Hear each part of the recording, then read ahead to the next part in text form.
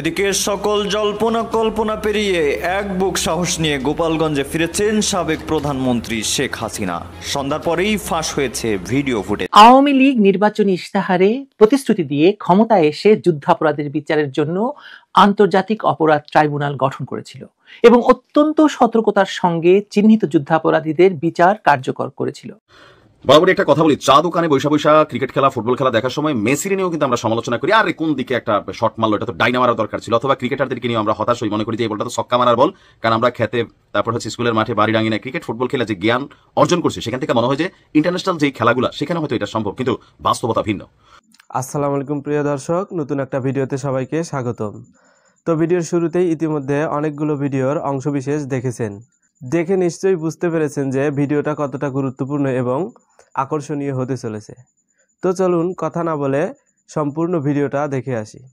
তো দেখার আগে বলবো, আমাদের চ্যানেলটি যারা এখনও পর্যন্ত সাবস্ক্রাইব করেননি তারা সাবস্ক্রাইব করে দিন, এবং যারা এর মধ্যে করেছেন তাদের অসংখ্য ধন্যবাদ। তো চলুন কথা না বাড়িয়ে একটি লাইক দিয়ে সম্পূর্ণ ভিডিওটা দেখে আসি। আওয়ামী লীগ নির্বাচনী ইশতেহারে প্রতিশ্রুতি দিয়ে ক্ষমতায় এসে যুদ্ধাপরাধের বিচারের জন্য আন্তর্জাতিক অপরাধ ট্রাইব্যুনাল গঠন করেছিল এবং অত্যন্ত সতর্কতার সঙ্গে চিহ্নিত যুদ্ধাপরাধীদের বিচার কার্যকর করেছিল।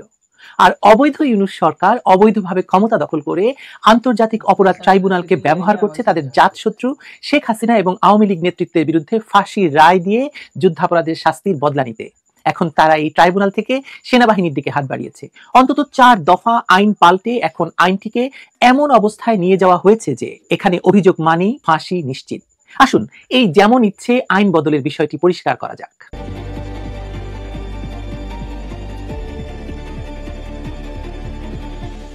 বাংলাদেশে আন্তর্জাতিক অপরাধ ট্রাইব্যুনাল একসময় ছিল মুক্তিযুদ্ধের সঙ্গে জড়িয়ে থাকা অপরাধের বিচারের জন্য গঠিত আদালত। 1971 সালের হত্যাযজ্ঞ, অগ্নিসংযোগ, ধর্ষণ, লুটপাট আর মানবতা বিরোধী অপরাধের বিচার করার জন্য 1973 সালে আইনটি প্রণয়ন করা হয়েছিল। সেই ট্রাইব্যুনাল নিয়ে যেমন আন্তর্জাতিক পরিমণ্ডলে প্রশংসা এসেছিল, তেমনি যুদ্ধাপরাধীদের রাজনৈতিক উত্তরসূরি জামায়াত বিএনপি শুরু থেকেই এর বিরোধিতা করেছে। দেশে বিদেশে নানা প্রচার চালিয়ে তারা এই বিচারের বৈধতা প্রশ্নবিদ্ধ করতে চেয়েছে। কিন্তু যে আদালত একদিন যুদ্ধাপরাধীদের বিচারের প্রতীক ছিল, সেটি আজ ব্যবহার হচ্ছে জুলাই সন্ত্রাসীদের প্রতিপক্ষ নির্মূলের হাতিয়ার হিসেবে। জুলাই 2024-এ ঘটে যাওয়া কথিত অভ্যুত্থান এবং সহিংসতার পর ক্ষমতা দখল করা ইউনূস সরকার ট্রাইব্যুনালকে ব্যবহার করেছে শেখ হাসিনা, আওয়ামী লীগ নেতাকর্মী এবং মুক্তিযুদ্ধপন্থী কর্মকর্তাদের বিরুদ্ধে প্রতিশোধের প্রক্রিয়া হিসাবে। প্রথমে বলা হয়েছিল জুলাইয়ের ঘটনাগুলোকে গণহত্যা হিসাবে বিচার করা হবে, কিন্তু আন্তর্জাতিক আইনের সংজ্ঞায় তা টেকেনি। এরপর সরকারের বক্তব্য যায় পাল্টে এটি নাকি মানবতা বিরোধী অপরাধ। উদ্দেশ্য পরিষ্কার, যুদ্ধাপরাধীদের বিচারের প্রতিশোধ হিসাবে শেখ হাসিনা এবং আওয়ামী লীগ নেতৃত্বকে ফাঁসির কাঠে তোলা। এখন সেই পরিকল্পনার সম্প্রসারণ চলছে সেনাবাহিনী পর্যন্ত। এই লক্ষ্য অর্জনের পথ তৈরি করতে আন্তর্জাতিক অপরাধ ট্রাইব্যুনাল আইন 1973-এ 1 বছরের মধ্যেই 4 বার সংশোধনী আনা হয়েছে। এই ঘন ঘন সংশোধন বিচার নয়, বরং রাজনৈতিক উদ্দেশ্য পূরণের জন্য, এটাই মনে করেন অধিকাংশ আইনজ্ঞ। প্রথম সংশোধনীতে ট্রাইব্যুনালের এখতিয়ার বাড়িয়ে শুধু দেশের ভেতরে নয়, বিদেশে সংঘটিত ঘটনারও বিচার করার ক্ষমতা দেওয়া হয়। এর নিশ্চয়ই কোনো উদ্দেশ্য আছে। এমনকি অন্য দেশের নাগরিক, সেনা, পুলিশ, গোয়েন্দা এবং আধা সামরিক বাহিনীর সদস্যদেরও অভিযুক্ত করা সম্ভবত এর মাধ্যমে ভারতীয়দেরকে জড়ানো হবে বা ভারতীয় বাহিনীদেরকেও এর সঙ্গে জড়ানো হবে। এতে কার্যত একটি জাতীয় আদালত নিজেকে আন্তর্জাতিক আদালতের জায়গায় বসিয়েছে, যা সাংবিধানিকভাবে অগ্রহণযোগ্য। ফেব্রুয়ারি 2025-এ এর দ্বিতীয় সংশোধনীতে আসামির আত্মপক্ষ সমর্থনের সময় 6 সপ্তাহ থেকে কমিয়ে 3 সপ্তাহ করা হয়। এতে প্রতিপক্ষের প্রস্তুতির সুযোগ কমে যায়। একই সঙ্গে ট্রাইব্যুনালকে সম্পদ জব্দ, বিদেশ ভ্রমণে নিষেধাজ্ঞা এবং অনুমতি ছাড়া তল্লাশির ক্ষমতা দেওয়া হয়। মে 2025-এর তৃতীয় সংশোধনীতে আরো বিতর্কিত ধারা যোগ করা হয়। এখন থেকে রাজনৈতিক দল বা সংগঠনকেও ট্রাইব্যুনালের আসামি করা যাবে। এটাও মূলত আওয়ামী লীগকে নিষিদ্ধ করার জন্য, যখন হাসনাত এবং সার্জিস যমুনার সামনে গিয়ে দাবি তোলে এবং মব সন্ত্রাস শুরু করে, তখনই এই আইনটি সংশোধন করা হয়। এর ফলে শুধু ব্যক্তি নয়, দল হিসেবেও অভিযুক্ত হওয়া সম্ভব হয়েছে এবং সেটা আওয়ামী লীগের জন্য করা হয়েছে, বোঝাই যায়। যে কথাটি বলছিলাম, যে বিশ্লেষকদের মতে এটি মূলত মুক্তিযুদ্ধের পক্ষের শক্তি আওয়ামী লীগ এবং সংশ্লিষ্ট সংগঠনগুলোকে নিষিদ্ধ করার পথ খুলে দিয়েছে।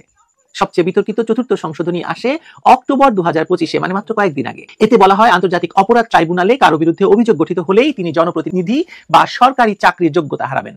মামলায় খালাস না পাওয়া পর্যন্ত নির্বাচনেও অংশ নিতে পারবেন না। এতে শেখ হাসিনা সহ অভিযুক্ত অন্যান্য আওয়ামী লীগ নেতাদের নির্বাচনে অংশগ্রহণের পথ কার্যত বন্ধ করে দেওয়া হলো, যাতে আওয়ামী লীগ নির্বাচনে অংশগ্রহণ না করে।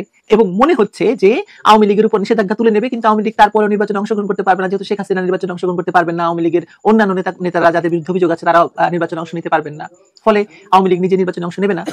এই সংশোধনীতে আরো যুক্ত হয়েছে ভূতাপেক্ষ কার্যকারিতা, অর্থাৎ আইন প্রণয়নের আগের ঘটনাতেও তা প্রযোজ্য হবে। এটি সংবিধানের মৌলিক নীতির পরিপন্থী, কারণ কোনো আইন অতীতে প্রযোজ্য হতে পারে না। এটি ন্যায়ের অন্যতম প্রাচীন নীতি। সব সংশোধনী এসেছে সংসদে নয়, ইউনূস সরকারের অধ্যাদেশের মাধ্যমে। সংবিধানের 93(2) অনুচ্ছেদ অনুযায়ী কোনো অধ্যাদেশ সংসদে অনুমোদিত না হওয়া পর্যন্ত পূর্ণাঙ্গ আইন নয়, অর্থাৎ এসব সংশোধনীর আইনি কোনো বৈধতা নেই বা বৈধতা প্রশ্নবিদ্ধ। অধ্যাদেশ দিয়ে ট্রাইব্যুনালের কাঠামো পাল্টে দেওয়া মানে বিচার প্রক্রিয়াকে প্রশাসনিক নির্দেশে পরিচালনা করা, যা আইন এবং সংবিধান উভয়েরই লঙ্ঘন। এখন সেনা কর্মকর্তাদের বিরুদ্ধেও মামলা শুরু হয়েছে। যাদের বিরুদ্ধে অভিযোগ গঠন করা হচ্ছে তাদের অনেকেই তখন দায়িত্ব পালন করছিলেন রাষ্ট্রীয় আদেশে, অথচ এখন তাদের বিরুদ্ধে চার্জ গঠন করছে এমন একজন সাবেক জঙ্গি যিনি একসময় সহিংস কর্মকাণ্ডে জড়িত ছিলেন। এটি কেবল আইনের নয়, আর্মি অ্যাক্ট 1952 এবং ফৌজদারি কার্যবিধি 1898 উভয়েরই লঙ্ঘন।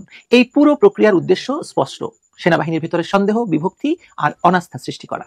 ফল যা হচ্ছে সেটি শুধু বিচার ব্যবস্থার নয়, রাষ্ট্রেরই ক্ষয়। আদালত, প্রশাসন, সেনাবাহিনী সবখানেই এখন অনিশ্চয়তা। আইনের শাসন মানে যখন সরকারের ইচ্ছা, যেমন দরকার তেমন আইন বদলানো এবং একমাত্র প্রতিপক্ষের শাস্তি নিশ্চিতের উদ্দেশ্যে সেই আইন বদলানো, তখন একে আইন বলে না, বলে চোথা। এভাবে একটি রাষ্ট্র টেকে না। মুক্তিযুদ্ধের পক্ষের শক্তিকে নিশ্চিহ্ন করার পাশাপাশি সেনাবাহিনীকে দোষারোপ করার এই দ্বিমুখী রাজনীতি দীর্ঘমেয়াদে ভয়াবহ পরিণতি ডেকে আনতে বাধ্য। রাষ্ট্রপতির এখতিয়ার আছে সংবিধানের আলোকে এই অস্থিতিশীলতা রোধের। যদি পরিস্থিতি এমনই থাকে তাহলে তাকে নিরাপত্তা বাহিনীর সঙ্গে আলোচনায় বসে জরুরি পদক্ষেপ বিবেচনা করতে হতে পারে, কারণ এখন যা ঘটছে তার আইনি ভিত্তিক কোনো কিছু নয়। এটি রাষ্ট্রের অস্তিত্বের প্রশ্ন। যে আদালত মুক্তিযুদ্ধের ন্যায় বিচারের প্রতীক ছিল সেটি আজ পরিণত হয়েছে প্রতিশোধের যন্ত্রে। 1 বছরে 4 বার আইন বদল, ভূতাপেক্ষ কার্যকারিতা, অধ্যাদেশের অপব্যবহার, সেনাবাহিনীকে টেনে আনা, সব মিলিয়ে একটি বিষয় পরিষ্কার: আইন নয়, ইচ্ছাই এখন শাসন করছে। সরকার যেমন ইচ্ছা করছে সেভাবেই আইন করছে। বিচার তখনই ন্যায়সঙ্গত হয় যখন তা হয় প্রমাণের উপর, রাজনৈতিক প্রতিহিংসার উপরে নয়। আজ যে বিচার চলছে তাতে ন্যায় নেই, আছে লক্ষ্য ভিত্তিক প্রতিশোধ। উদ্দেশ্য একটাই: যাদের অপছন্দ তাদের ফাঁসি নিশ্চিত করা। যদি এই প্রবণতা না থামে তাহলে শুধু আওয়ামী লীগ নয়, পুরো রাষ্ট্র ব্যবস্থায় নিজের ভিত্তি হারাবে। আইন যখন আর ন্যায়ের জন্য নয় তখন সেটি শাসনের হাতিয়ার হয়ে যায়। আজ বাংলাদেশের আন্তর্জাতিক অপরাধ ট্রাইব্যুনাল ঠিক সেই জায়গাতে এসে দাঁড়িয়েছে। আরো ভয়ঙ্কর হলো সরকারের ভূমিকাটা দেখেন আপনি।